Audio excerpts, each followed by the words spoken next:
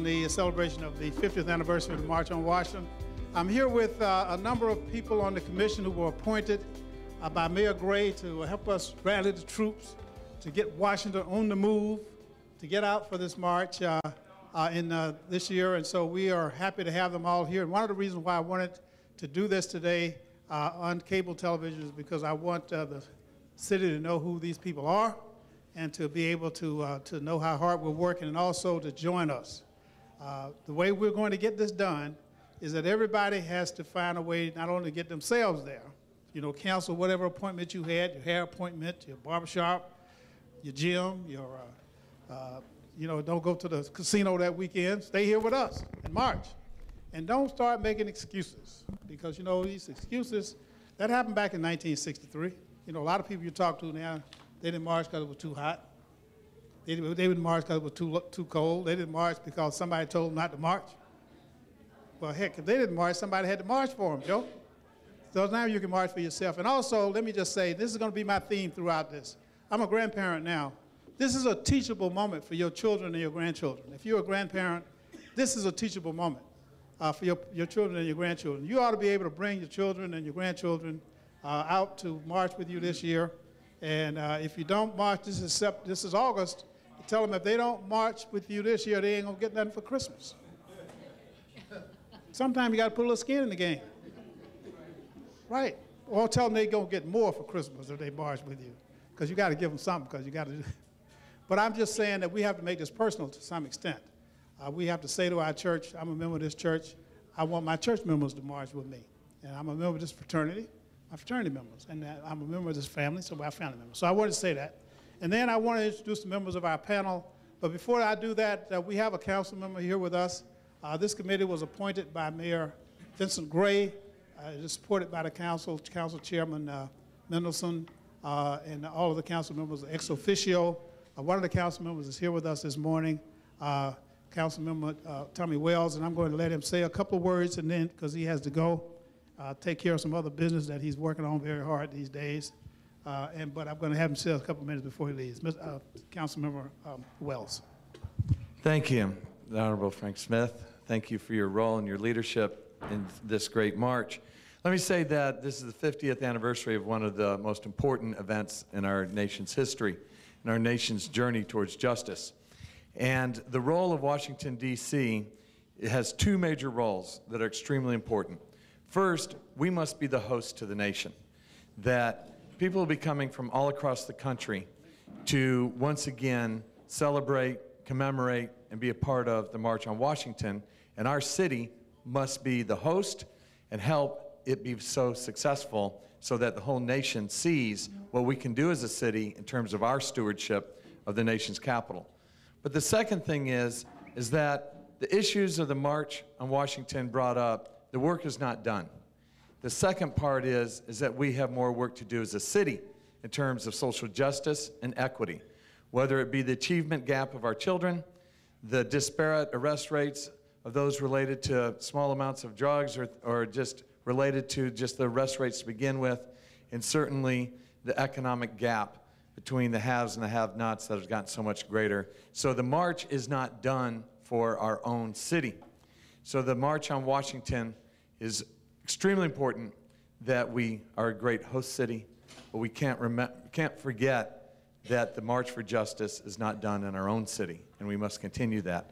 And that's why these citizens that have been chosen to step up, to lead us on those two important roles is so critical. And I want to thank you.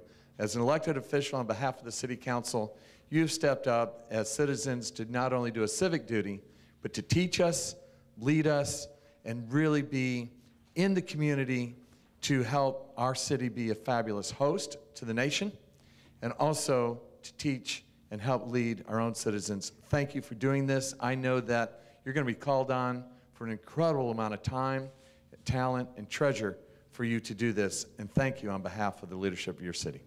Thank you. Thank you. Thank you very much, Council Member.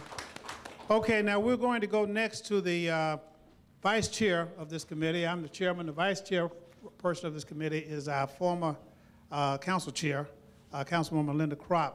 And I promised her that I would put her on first because she has to go take care of her ailing husband, and she's got to go take care of our good friend Dwight.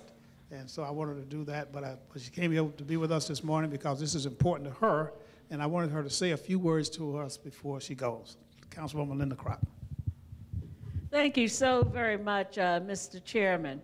And it is indeed a pleasure for me to be here with my fellow commissioners and to impress upon the citizens of the District of Columbia the importance of this march, not only for the country as a whole, but for the District of Columbia. 50 years ago, as people marched for justice, for jobs, for equality, for freedom, we saw progress being made. But even with that progress, there is still work left to do. 50 years ago, that catalyst was formed. Now it's time for us to use a new catalyst, for us to once again call for equality and justice and freedom. And so I challenge the rest of the citizens of the District of Columbia to become a committee of one, to get another one, to march for this city, to bring about freedom, equality, and justice. And I look forward to seeing everyone at the 50th anniversary march as we move into the next season of freedom and justice. Thank you, Frank Smith. Thank you, Ms. Crop. Okay, we're going to go around the table to have everybody talk about their role now in this. And actually, we're going to go from that end to this end to that end to this end. So now we're going to go first to Joe Madison, who's sitting over on the end here. Introduce yourself and talk about what you're doing, Joe, and then we'll come back to Ife Williams, and then we'll go over to Bill Lucy, and we'll keep going that way until we get everybody in. Joe Madison with Sirius XM, and it is an honor to be with basically old friends and new friends, but most important of all, people that that I've admired through the years. The question is always asked, what is this group going to do? What is that individual going to do? The real question has to be asked, as all of us have asked, what are you going to do about it? When I think about the March on Washington, nobody sought permission from anybody. That's one of the things that we've learned. And folks tend to forget, the president at that time, Kennedy, didn't want the march to happen. He thought it was going to impact the possible passage of the '64 Civil Rights Bill. People forget, and Washingtonians ought to know this, that folks were told to stay home. I heard Bill Moria say on television that prior to the march, traffic jams were difficult even in 1963, but that you could literally sail into Washington, D.C. the morning of the march.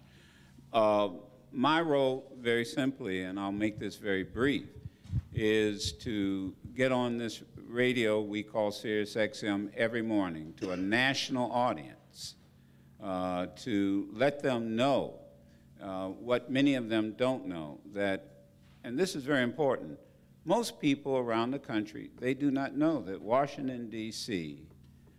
Is still under the thumb of the United States Congress. They don't know that we can't even implement our own budget. They don't know that, some people don't know that we're not a state. And so it's one, to let them know that there are issues related to statehood, the autonomy of our budget, but most important, what I'm getting out is, and what I'm getting feedback from, is to get people from all over the country to come to this march. That's really going to be my role. So whatever limit there is, whatever audience there is, and I can tell you that the response has been extremely positive. What has helped, in conclusion, to generate a lot of interest, God works in mysterious ways. It's been the death of Trayvon Martin and that trial. And I think what we're going to see is a lot of young people coming to this march to be heard, to be seen, and I hope that we will encourage them just like John Lewis encouraged, just like King encouraged, And just like A. Philip Randolph encouraged us to go back, that this is not commemoration, but as I've heard people say, it's a continuation of what we started. So my job is very simple. That is to get the word out, get Frank and others on TV, radio, and get the word out, and everyone, and particularly ANC. If this is going to your cable thing, ANC, every ANC person should be thinking about organizing your own district and bringing folks to the march. And Urban League, NACP, all of the local organizations that will have national representation. You need to organize here in the District of Columbia to make sure that the city is well represented. Faye Williams, Chair of the National Congress of Black Women. I'm blessed to be both on the local commission as well as the national commission.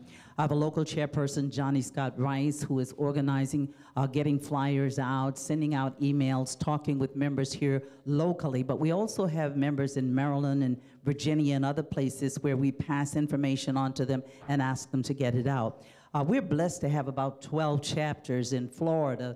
The people in Florida are feeling the pain. They will be here. So every time I have an opportunity to speak, as I did in Los Angeles this past weekend and Memphis next week, we tell them about all the wonderful things there are in Washington, D.C. to see, so that they're not just coming to the march, even though that is enough. And then I meet with young people almost daily, such as the DC4 and others, and when they ask, well, what's the role for young people? And I said, remember, we were young 50 years ago when we were doing things, so there is a role for you. The struggle continues, and we will continue to speak out, as Joe said, whenever we're doing radio, whenever we're doing speeches, and then just walking around to neighborhoods, as we often do. But I'll tell you, our people in Florida, where we have about 12 chapters, they are fired up, and they will be here. They are in pain, and sometimes our people have to be in pain before they understand that it is their duty to take some action. So we just try to let everybody know that even if not for them personally, the struggle continues, and it's our duty to see what we can do about jobs, justice, equality. Yeah, Lucy. Thank you, Mr. Chair. First, let me express my appreciation to the mayor for the appointment to participate in this activity. I have been fortunate enough to have worked in organized labor for some 57, 58 years, give or take a little bit. And the theme of the march 50 years ago is just as relevant today as it was then. And I see my role as a part of this commission attempting to mobilize as many workers as we can to be present on the mall, because two things are critically important. One, first, the statehood issue for the District of Columbia is front and center for people who work and live in the District of Columbia, and it's part of our responsibility to make people across the nation understand the limitations that are on citizens of the District of Columbia for dictating their own future. So we're trying to do both teach-ins and mobilize people around the statehood issue, and certainly around the needs for meaningful employment, livable wages, and livable working conditions. We have been mobilizing basically nationally, and we have our chapters, the Coalition of Black Trade Unionists, will be coming from Detroit, Chicago, Cleveland, Oakland, California, Baltimore, Maryland, New York City, and about 4 or 5 other cities of people coming just to participate in the event as a reflection of their commitment to the issue of jobs and freedom. And we're hoping to have a great time, and certainly the people of the District of Columbia ought to be joining other people who are coming to fight for our freedom. Thank you very much, Bill. I'm going to violate protocol a little bit. We do have 2 people here who actually were in the March on Washington in 1963. I'm going to go to them next. One of them has to leave. One of them is Dr. Joyce Ladner. You know her as a person who was part of not only SNCC, but also a former president of Howard University, somebody I've known for at least, I won't say how many years, but a long time. So Joyce, we're going to let you go next. Thank you. Thanks very much for allowing me to cut in the line. Bill Lucy, in fact, I was just in LA yesterday, and Clarence Jones told me to give you his regards. We were there to promote this film that PBS has done on the March on Washington, and it's an hour long. It'll run on the 27th, evening of the 27th at 9 or 10 o'clock, and it is really very, very good. It's a comprehensive look at the march, and done by some African British filmmakers who came to DC and other cities around the country. Like, they interviewed Harry Belafonte, they interviewed everyone, Sidney Poitier, just a lot of people. But anyway, and they would want to bring the film here for a screening. So if any of you can help with that, it would be greatly appreciated. Now, Cortland Cox and I was 19, I don't know how old he was. But SNCC sent the two of us to New York to work on the March on Washington staff with Bayard Rustin. In fact, Bayard asked all the civil rights organizations to send 2 people to New York to work on the staff. And only CORE and SNCC sent them, which says something. I'm not sure. But anyway, it was an extraordinary experience, and what I spent most of my time, as well as with CORE, he and I worked as a team.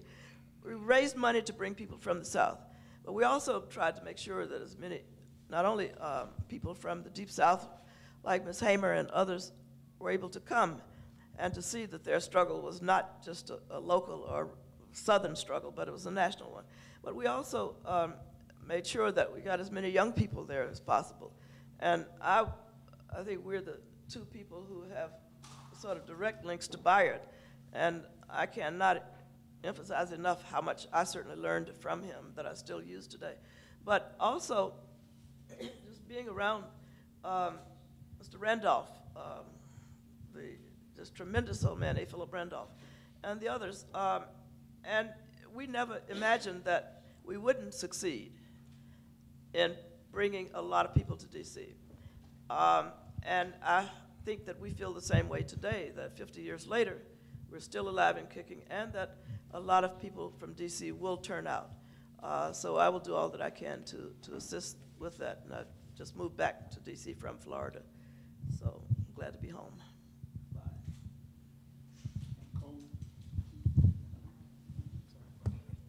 Thank you. I'm a vice chair to Dr. Reginald Green, who is under the weather, so I'm sitting in for him today.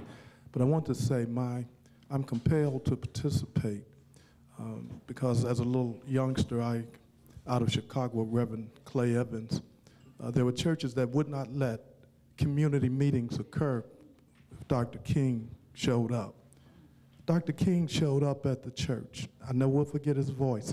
I can hear it even today when Reverend Evans took the bold step and said, you can have a meeting at the Fellowship Baptist Church, 45th and Princeton.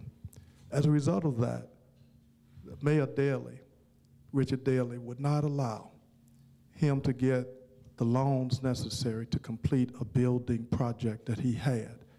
For 3 years, the snow came, the rain came, the rust rotted the structures. That sticks in my mind. The church has a natural tie with social movements and civil rights.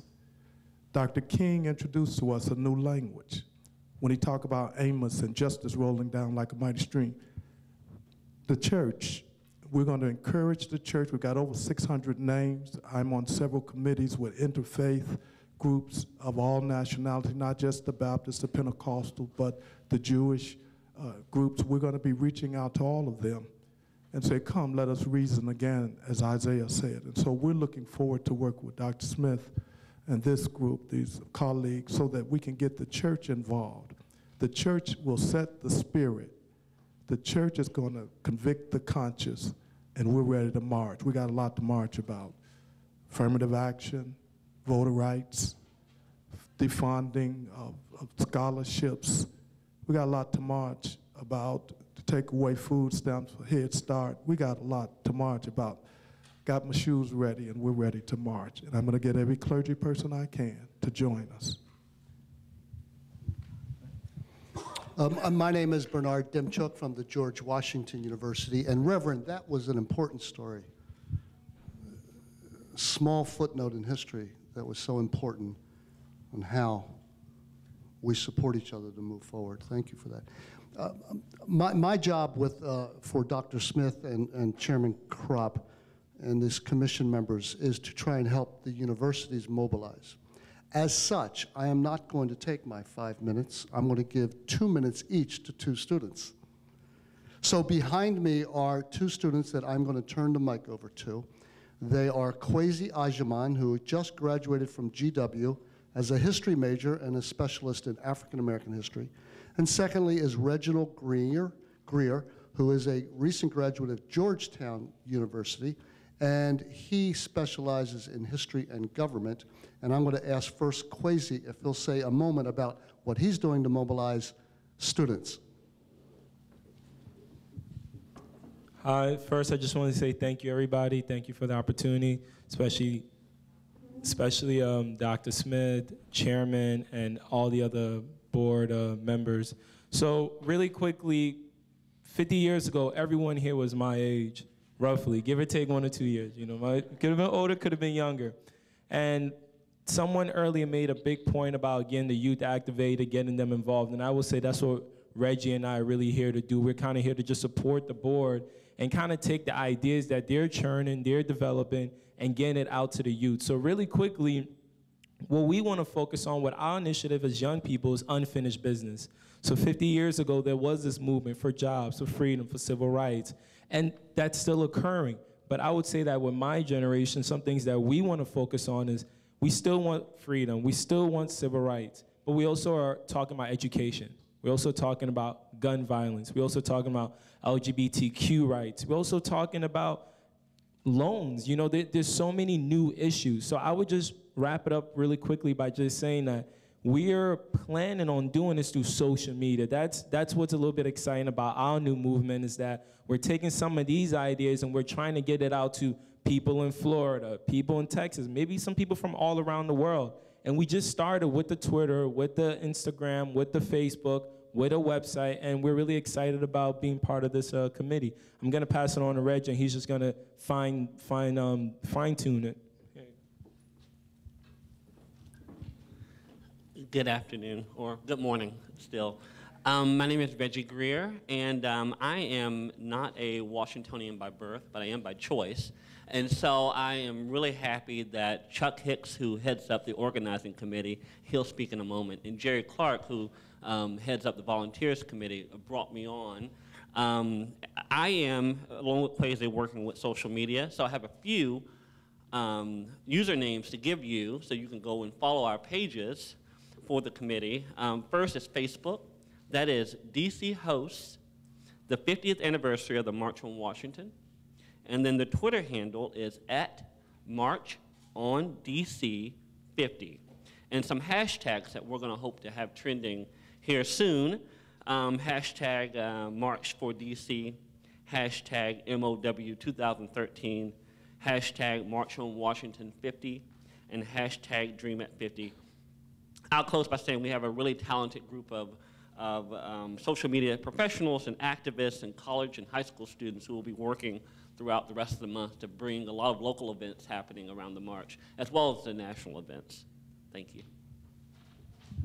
I think you now see why I turned it over to the young people. I don't know all about the hashtags and the Twitters. Just one quick comment, 2 quick comments, and I'll defer, and that is the 63 March inspired a whole new explosion of democratic processes in America. With the 63 March, with the civil rights movement of the 60s, 50s, and 60s, the women's movement was inspired. The Chicano movement was inspired. The gay lesbian movement was inspired. The people with disabilities movement was inspired. The environmental movement was inspired. So the whole world of democracy opened up as a result of this march. And lastly, I would hope, and Dr. Smith will certainly convene us after the march. As the 63 March inspired greater participation in the movement, this march will inspire greater participation in DC for statehood now. Thank you.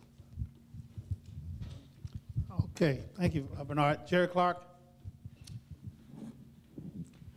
Thank you, Frank. I'm chair of the Volunteers Committee for the March on Washington this year. But my background, I'll let you know, is that I was for quite a few years the executive director of the Mine Workers Health and Retirement Funds. I have some appreciation for workers and their plight and for their fight for equality as well. And for me, growing up, watching the March on Washington, I wasn't here, but I was watching it. It was a great inspiration and really sealed into my heart and soul the value of equality. Right now, like all these people around the table, I have more to do than I can handle. I'm retired, but I got more going on. I've been co-chair of the National Gay and Lesbian Task Force, been involved with that for 15 years. I'm on the board of the Coalition to Stop Gun Violence. I'm political chair of the DC for Democracy, and I'm chair of the DC Statehood Coalition. So one more little anecdote, and then I'll go on to tell you just a little bit about what we're doing on the volunteers front. During the national conventions in 2012, we sent volunteers. 25 went to the Democratic National Convention, for example. We probably needed 100 at least, but we had 25. And in the short time we were there, we were absolutely overwhelmed by the positive reception of the delegates to statehood for DC. I dropped off 2 volunteers at the Texas breakfast, for example. I didn't anticipate there'd be a great deal of enthusiasm from that delegation, frankly. I got a call almost immediately from my volunteers saying, please send more volunteers. They're swarming all over us to sign up. And that was true throughout. I think we've got to just get our message out and be organized about it. And there's a huge, huge level of support for statehood for DC. Volunteers for this march. This builds, what we're doing this year is building to some degree on what Chuck Hicks, who you'll hear from later, inspired us to do at the dedication of the MLK Memorial 2 years ago, which was to create a voluntary host committee, unofficial. The idea was that we wanted to make sure that people coming to Washington for the dedication, just as this year coming for the 50th anniversary, would be welcomed, would be met by people who could assist them in a variety of ways. We created, as a result of that, or we're in the process of creating, what we're calling our Youth Ambassadors Program, another way of getting young people involved in this. It's, we're nearing a deadline on it, but if you are interested in nominating anyone for it, or you want to recommend to us who we should contact, see Reggie, whom you just heard from a minute ago. We want to have a small army of young people properly bedecked in t-shirts and caps that will identify them as such. And they'll help us in a whole variety of ways. Bringing this about involves cooperation and collaboration with the ANC chair. Somebody I think has already made reference to that. We've enlisted the help of all the ANC chairs in actually getting posters and flyers out throughout the city. And we're doing this also, by the way, with the 6 congressional districts that surround Washington, because we want this to be more than just DC. We have lots of supporters out there in the suburbs as well, and many who really want to commemorate the 50th anniversary march. But the ANCs are very important with this, and the help they've given us already or are giving us right now, we hope builds into helping us mobilize on the day of the march. So what are they going to be doing? Well, already we've been packing up and delivering these posters and flyers. We've been doing phone banking at the request of other members of the committee. And we'll be doing more of that. Reggie and Kwesi have already told you about the social media. They're 25 at least now, right? Young people working on the social media. We're going to be providing assistance to event organizers. We're having a lot of local events surrounding this march. You'll see them soon as we get the website up. Every one of those events is going to be assisted by a small group of our volunteers to help them do what needs to get done. And I had one or two other things I wanted to mention.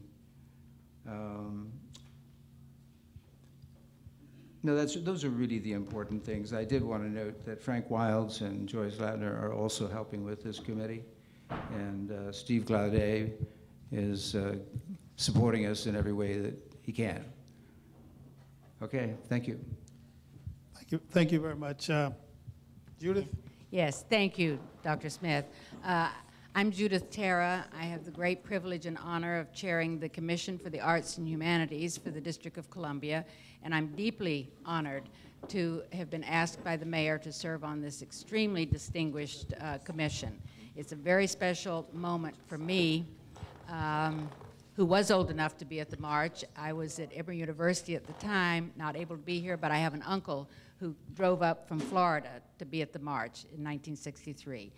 But I did go to Emory University, as I said, and I went there in 1960, and one of the first people I had the opportunity of meeting, serving on a student leadership group, was a man that none of us had really heard of. We had different seminars and different guest speakers came. And at this particular forum that we had, a gentleman walked in the door, went up to the dais and the podium, and began to speak. And I said to myself, Judith, you are standing in the presence of greatness. None of us really knew in 1960 what was going to happen, what was going to transpire, but it totally transformed my life. I was fortunate in growing up in a very tolerant family in the South, but this led me into deep involvement with the civil rights movement and on and on and on. So this is a great honor for me. But I do want to say, in terms of our role, from the standpoint of the arts on this commission, is that we are really mobilizing the arts community, the arts and the humanities community, because I think that all great movements begin out of literature and the arts. I mean, when you think about the fact that it was mentioned earlier by you, Reverend, which I appreciated so much, Dr. King was so deeply influenced by his involvement in the church, his own ministry, and the hymns, the music that really empowered him.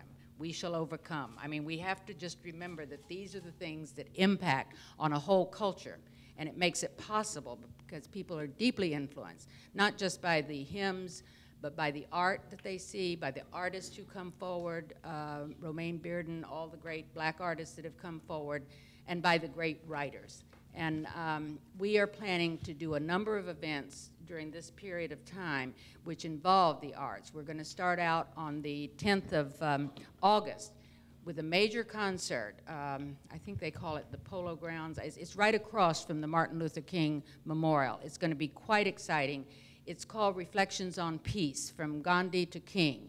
And we're going to be performing music that deeply influenced both of these men in terms of their own movements and the impact that they had. We're also working with the South African embassy as well as the Indian embassy, and I think it should be a very exciting evening, and we sort of think it can almost be a kickoff in terms of moving into the rest of the activities. I know that Chuck Hicks and Terry are working also. We're going to have a program, an evening at the Commission space talking about James Baldwin and his, and their impact on how we have come to this place in time. And we'll have many more events, but I want you to know that we are sending many blasts to the arts community and trying to get all of them not only involved, but also there to march.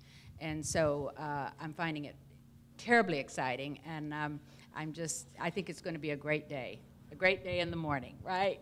So thank you very much. Okay, thank you very much. Frank Wiles, we're going to come back to you, Reverend Abrigo. My name is Frank Wiles, and I think about 50 years ago when I lived in Jamaica, Queens, New York, it was a group of 5 of us we started out from New York on our way to Washington. Our car broke down in Delaware. I only had enough money to come here, get back home, and enough to get a meal that day. So what I decided to get back on a bus and return to New York. But it didn't stop me, because my friends, they showed up. It was 5 of us, 4 of them made it. Today, 2 of us are still living. One called me 2 weeks ago and said, Franklin, I'm coming to Washington. I said, you have a place to stay. You live in North Carolina. But this is more important today than 50 years ago, because we are fighting for the same thing, justice, jobs. When we have that on that application about that little box, you have to talk about your criminal record, if you've been incarcerated or you have been locked up. That is blocking so many of our young men for misdemeanors, crimes that they have committed. They can't get a job now. We got to change that. And I'm here to help and do much as I can. I told my friend Frank Smith, and I will be willing to do what I have to do. But I want to thank my good friend Fred Allen for recommending me to be part of this, and because I wanted to be here today for the 50-year anniversary. It goes way back. My thing started 2 years when I was in high school in South Carolina. I was suspended from school because we led a boycott against a milk company because they would not hire blacks. You know, so the company at that time was called Coble Milk Company in South Carolina. And I was suspended because we had a leader that had a youth of the NAACP to lead us and stand behind us and say, we have to stand up for what we believe. And I did. I paid a price because I had to sit out of school for about 6 months or 4 months until one day my mother caught up with me and found out where I was going every morning. And she didn't realize I wasn't going to school. So, but finally I got back in, but I never gave up fighting for the cause, because that's the most important thing we have to do for our young people, to show that we still care, regardless of what's going on in America today. We're still fighting for jobs and justice. Tell us about your role at Reed Temple. Well, at Reed Temple, we 2 churches, 1 name, 2 locations. Reed Temple, my pastor is Dr. Lee Washington, and the executive minister is Matthew Watley. And we have been passing out flyers. They've been discussing it, talking about, we had an outdoor revival last week in Kenilworth Park, and we passed out over 500 flyers. And our church is behind it, our pastors behind it, our pastors are behind this, because he believes in what we have to continue to fight. So, and I'm doing things as an ANC commissioner, Joe. We're talking about it. I see one of the commissioners, Shirley Rivers Smith, she's out there, and if any other commissioners from Ward 5, and I've seen a couple other members from Ward 5, Mr. Pierpont Mobley, one of the leaders of Ward 5. So we are mobilizing and working to make sure that we get people out for this march. And I want to thank you, Mr. Chairman, for the outstanding job you're doing. Thank you.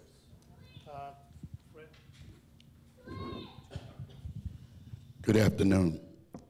I'm Fred Allen. I was appointed to this commission by the mayor, and I'm certainly grateful for that opportunity. But more so, I was recommended by my leader, Mr. Josh Williams, the leader of organized labor in the metropolitan Washington area. I can assure you, 50 years ago, I was not in the march. I was a marshal. Just as you've been told, my parents, my mother and my father suggested that I not go, that I not be a part of that, because it was anticipated mass arrest and destruction of the city. I decided that won't be the first time that I didn't follow their lead. And this was important, so I didn't follow it. A guy by the name of Marshall Brown took me on as a marshal, and that was my part in the march 50 years ago. Today, the same issues that were prevalent then, that was important to the society, that was important to working people, are the same issues today. I often hear people say that march was for justice and equality. My recollection is it was for jobs, justice, and equality. And what good is a job that does not pay a sustainable wage? That's my motivation. I thank this mayor for appointing this commission. I hope I can draw some inference from him asking organized labor to be a part of this commission, that he supports our thinking that a living wage is important. I can assure you the local labor movement will be just as much involved today as they were 50 years ago. I have given assurances from Mr. Williams, Joshua Williams that is, that our electronic newspaper will be daily used to highlight this event and the activities that labor will be supporting leading up to the march. It's a pleasure being here, and I'm gonna yield back the balance of my time, Mr. Chairman. I know I didn't use 5 minutes, but I think my friend Jerry might have used 8, so I yield back the balance of my time. And let me also say to my wife's pastor, it's a pleasure working with you again, Reverend Coleman. Okay. All right, now we're going to hear next from Chuck Hicks, and I need to introduce Chuck because Chuck actually was the spirit, I believe, behind the motivation to the mayor to start this commission. He was the one that, he talked to me about it, and he went to see the mayor, and the mayor, in his usual wisdom, decided to appoint a commission. Up until then, DC had not really had an organized effort to do this. I think we all thought it was going to happen somehow or another, and somebody else was going to do it. That it didn't work out quite that way. It is still going to happen, but we're going to help do it. And we owe a lot of that to Chuck, to his effort to try to help organize it. So with that, Chuck is also chairman of the organizing committee. Chuck Hicks. Thank you, Mr. Chairman, and to all my brothers and sisters here. It's been a monster, but it's a wonderful monster that continues to grow. This idea that we have is that part of organizing the city is that we're organizing, we expect thousands of people to show up from DC, Maryland, and Virginia. But our goal is to organize a minimum of 10,000 people to march from the DC War Memorial to the Lincoln Memorial so that we will have a presence in this march. So often when we come to, people who come to DC, we are, quote, a doormat. It's sort of, you're here, but you're not here. And we need to let people know that we have issues, and one of our issues is statehood. And that's the forefront of this. This is why we're organizing to march to the march. That is one of the responsibilities of this committee. We have divided, broken up into 6 components, Mr. Chair. We have a faith committee. I think we've heard from them. We have labor committee. We have a social media. We have a community and professional organization. We have DC government organizers like ANCs and other people. And then we have a Maryland and Virginia outreach committee. We've also printed a flyer, Mr. Chairman, that's on both sides in English and Spanish. And there are other flyers that are going out. And we've been able to leaflet barbershops, beauty parlors, metro stops, just every place all over the city. And we're continuing to do that. We hope that we will run out of flyers in the next week so that we can refurnish that. We've also planned to do 12 huge banners and hang them all over the city, in certain segments over the city. I'm reminded when the Million Man March happened, you come into certain places, and it says, join us for the Million Man March. So we've taken that concept out, and we've worked very hard as the mayor asked us to do was that part of what we're charged to do is that we think that the way we get people involved is that we energize them. And we energize them by doing kinds of things. So we're working with Judith, and she, I surprised her and said, oh, we want you on this committee, blah, blah, blah. But we're working with the art community and communities. We have the program with Bob Rustin and James Baldwin. We have a program planned with over at the Arc, Mr. Chairman, with conversations with your community, with young people who will get a chance to engage with people from Ward 7 and 8 who were at the march. We reached out to plan a meeting with a gospel concert that we call Slave Songs of Spirituals and Civil Rights Music. We're doing a drumming circle where in Markham X Park on Sundays they come up and drum, and we're inviting 100 other drummers to come together and drum for freedom and justice. We've invited, they're doing a piece called Dance to Dream at 50 all over the country. They are in Atlanta, New York, Philadelphia, Chicago, Los Angeles, Paris, London, South Africa, and DC. And it's like a flash mob. And we've engaged all the professional and local dancers in the city to do that, and they will dance a Stevie Wonder number. Following that, every city will dance that number. And following that, they will do a dance with your own music, and we've chosen Duke Ellington's piece, Don't Mean a Thing, but we're using the upgraded version with Chuck Brown. And so there are many, many activities. And we've also put together an event with the DC4, which were the 4 young ladies who organized 4,000 people in front of the district building around Trayvon Martin. So there are lots of activities and things that we're pulling together. And my job is just to try to help coordinate these wonderful people who are continuing to make all this happen. That's kind of where we are, Mr. Chairman. Well, thank you very much, Chuck. That's a good report. We're glad to have you on the job. Keep up the good work. Now. Oh, Mr. Chairman, one last thing is that we're meeting tonight at 6 o'clock at 10th and G.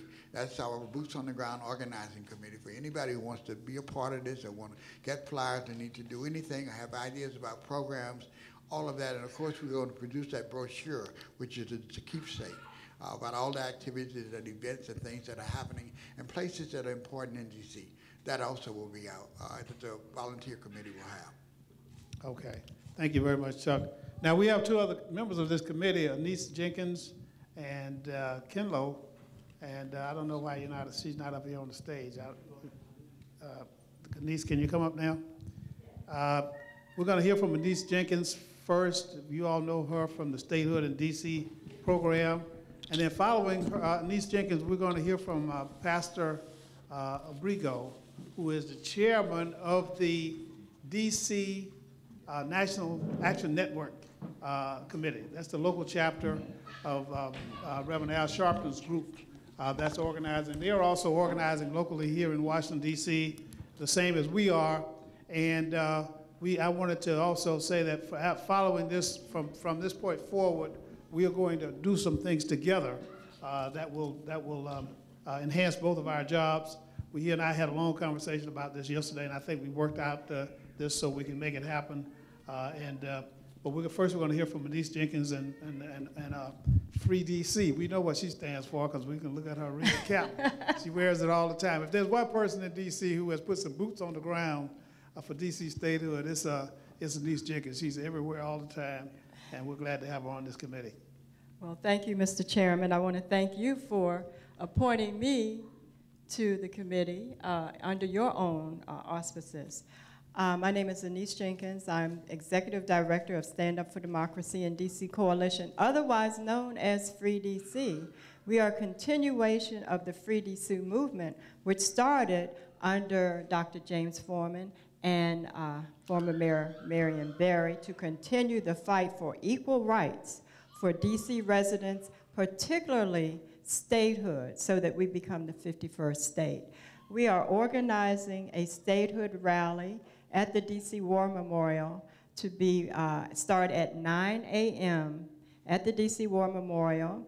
And this will be a call for all DC residents to come out and let everyone know that we have been left behind by the civil rights movement. But we're trying to catch up. This is our way to catch up and get the message out to the world. We want you to come out. We want that 10,000 people to come out.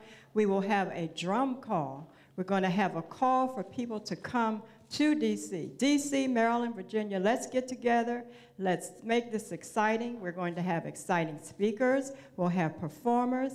But we will, most of all, have inspiration to continue the fight for D.C. statehood.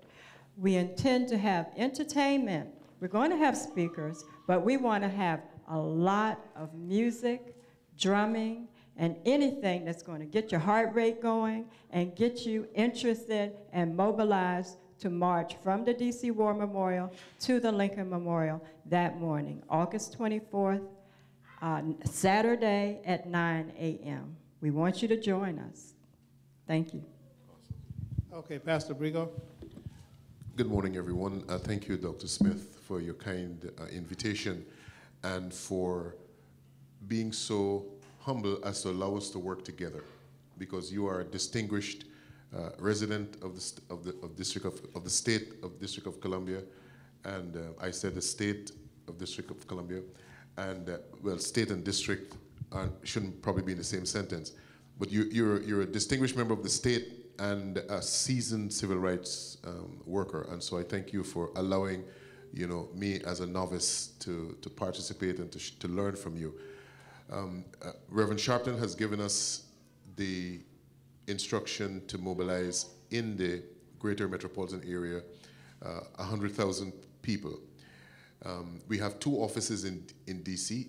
Janae Ingram, that you heard from earlier, she runs the Bureau office, and they handle particularly legislation, public relations. They take Reverend Sharpton's views to Capitol Hill, the White House, and to the Supreme Court. We in the chapter, we are responsible for mobilization.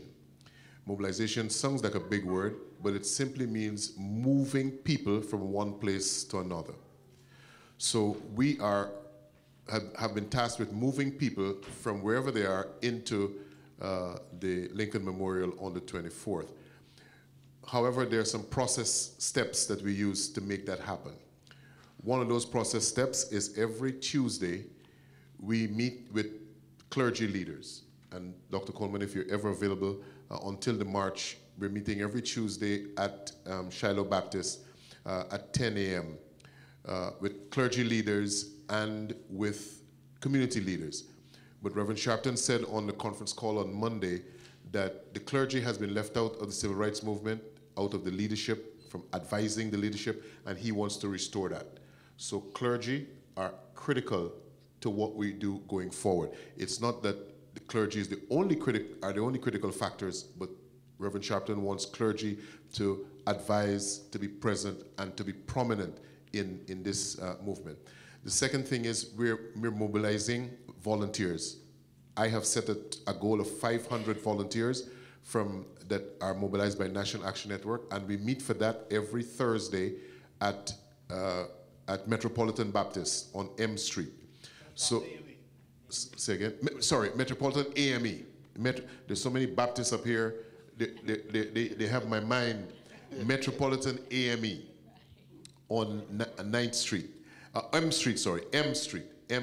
Metropolitan AME on M Street. 1518, I think, is their address. So we're asking for your support. If you have volunteers from the community that are not plugged into any one of these groups, please send them to Metropolitan AME every Thursday at 6:30. Parking is free from 6:30. We'll get your parking tickets validated. I want to say to close that, I learned something important. I'm a student of philosophy, and I learned something important in class, as well as I learned something, it was confirmed during the O.J. Simpson trial. Johnny Cochran argued that if the sample is defiled or defective from the source, it doesn't matter how sophisticated the lab is, it will give you the wrong result. And we are suffering from a contaminated source. All the issues, the reason why 50 years later we're still dealing with the same issues is because the source is still in control 50 years later. That's not rocket science to figure out. We still have the same people making laws that are oppressing us 50 years later.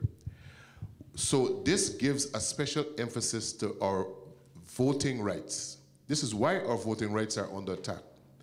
Because very soon, the majority of voters are not going to be reflected in the old majority that now exists. So they're trying to take away our voting rights because the way we replace our oppressors is not with guns and bullets. The way we replace them is to vote them out of office. So it's very simple. I hope you can see that connection. I'm using, as the mayor's assistant said, a third grade model. If the source is contaminated, the reason that we're fighting 50 years with the same struggle is because we still have the same oppressors. They're the ones in charge everywhere. The way to change that is not to wage a war, not with armed insurrection, but to vote them out. So we have to mobilize after the 24th on voting. We have to be as equally passionate in our presidential elections. We have to be equally passionate in our primaries. In every city, in every village, in every hamlet, we have to put an emphasis on voting because that's the only way the next generation, 50 years from today, won't be suffering the same things that we're suffering. Very simple. And that's why they're fighting against our voting rights, because they want to take away the only means, the only legal means we have necessary to remove our oppressors. Okay. Thank you very much, Reverend Abrigo. We wanted to show this connection because there's enough confusion out there already about the different organizations and the different things that are going on. This is a committee that is trying to be inclusive. We're trying to build an umbrella big enough to get everybody underneath it. And so you're going to hear more as we go along on this. Today we wanted to bring, this is sort of a way to introduce the public to this commission and let you know that we're on the job and that we are out here every day trying to find new ways and new avenues. And if people have any suggestions about this, you can always reach us. We have a flyer out here with all of our information on it. You can always find me here at the African American Civil War Museum at 1925 Vermont Avenue Northwest. I'm here 6 days a week, and along with the staff, we're at 202-667-2667, and I'm chairman of the commission. And so we wanted to just take this opportunity to introduce you to our committee. You can see we have a good committee of people. Some of us are old enough to have marched in 1963, and some of us are young enough to still be able to march in 2013. So we've got a good combination here. And for those of us who marched in 1963, we're not even going to try to do it ourselves. We're going to bring our grandchildren and let y'all see how good they can march, how much we taught them about marching. And so they can march for us along with the rest of the people who come to this country. This is important for the District of Columbia. The last unsolved and unsolved problem of this generation is the fact that people in the District of Columbia are still second-class citizens. We pay our taxes like everybody. If you don't pay your taxes, y'all know what happened to you, right? You go to jail. That's right. For tax evasion, you go to jail. Well, if I got to go to jail for paying taxes, and if I got to send my children out to war, I ought to be able to vote for the people who declare war. In this system that we live in, Congress, the Constitution says Congress declares war. Well, we have to send our people out to do our civic duty to support, to fight in wars, which I'm not complaining about, I'm just explaining. We don't mind doing our civic duty. We just want to be treated like first-class citizens. And we think the rest of this country will help us when they hear our story, and we expect the rest of America will hear us. Now, my grandmama taught me this a long time ago. I grew up on a small farm down in Georgia. My grandmama could not read and write, had never read anybody's book, hadn't been to anybody's school, but she had good wisdom. And she said to me, she said, son, always ask for what you want. You might not get it, but at least they know you want it. So if you want your statehood and you want your freedom, you better get up and go out there with us and help us tell people we want our freedom. Thank you very much.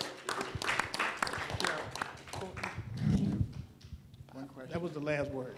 Okay? I just have one question. Is it in order now that if I ask the commission, we got a request from WPFW who when we did the march on for Dr. King to be one of our official radio stations, they have planned an enormous amount of activities to promote in this march with you doing a PSA as well as the mayor, and I would like to get the consent of the committee to say that they can be one of our official host committees for the program. Yes, well, I don't think, is there any objection to it, the PFW? Then it's so ordered and so done. Let me also say that we will hold our next meeting on when is it? The 13th. Friday. The 13th. Wait a minute. Let me go this way. Frankly, I'm on travel after today, and so is Mrs. Cynthia Brock Smith is out on Friday too. So my proposal is that we meet on Monday of next week. We do need to meet, but can we meet at 10 a.m. on Monday? All right, 10 a.m. on Monday at the district building, room 527. We're just going to change the location, keep the time. Monday, because we need to plan for our next meeting. Okay, in the next meeting, you all know, we will sit as sort of like what we do today, and then we're going to ask many of these churches that are already organizing, like Reed Temple and Shiloh and Metropolitan and others. We'll have somebody here from the various other churches. We'll work with Reverend Colvin to get a list of these people, and we're going to ask them to come in and tell us what they're doing inside their churches to get people out. I know some of them are organizing buses, and they're organizing the congregation. They're sending their Boy Scouts and their Girl Scouts and various other things. Some of them have Black History clubs within the churches. So many of these groups are already organized. So that's what we're going to do on the 13th. And then on the 20th, we're going to bring our labor unions in.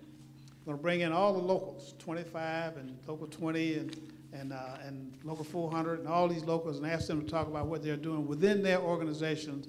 And also we're going to invite the big four civil rights groups to come too, the NAACP, the Urban League, SNCC, and CORE, and see if we, or any other groups, to come and tell us what they're doing to help mobilize people to get them out here for this. And so we're going to do that on the 20th, and we got plenty. I'm mentioning it today so the public will know what to expect. I'm also doing it so our commissions can get themselves in order to get these various constituency groups in here so we can hear from them. Mr. Chairman, yes. I just like to know if anybody on the commission, specifically you or the vice chair, has reached out to Norman Hill. Norman Hill was an intern with A. Philip Randolph when this march came about. And it's my understanding that they're planning an 80th birthday celebration for him very close to the day of this march.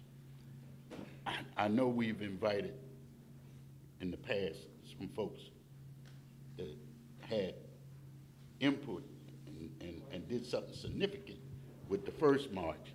I can't think of somebody that had more input than Norman Hill, okay, the past director of the A. Philip Randolph Institute, as well as the local chapter president should be invited.